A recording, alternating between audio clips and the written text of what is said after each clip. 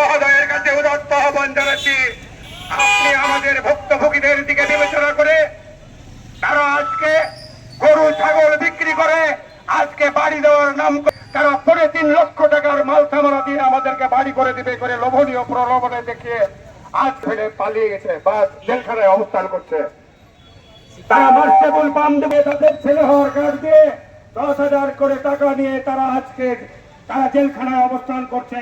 কিন্তু আমরা যারা ভুক্তভোগী আমরা কোথায় যাব? তাই আমি ডিসি মহোদয়ের কাছে উদাত্ত আহ্বান জানাচ্ছি, আপনি এর সুবিচার করে যে কোনো ভাবে তদন্ত করে সুষ্ঠু তদন্তের মাধ্যমে আমরা যারা ভুক্তভোগী আছি কোটি কোটি টাকা লুটপাট করে তারা জেলা প্রশাসনের কাছে আমার টাকাটা আদায় করেছে। জেলা প্রশাসককে আমি বিনীতভাবে অনুরোধ জানাবো, আপনি এগুলো বিবেচনা করে আমাদেরকে আমাদের 14 নম্বর ধাইনাগর ইউনিয়নের 9 নম্বর ওয়ার্ডের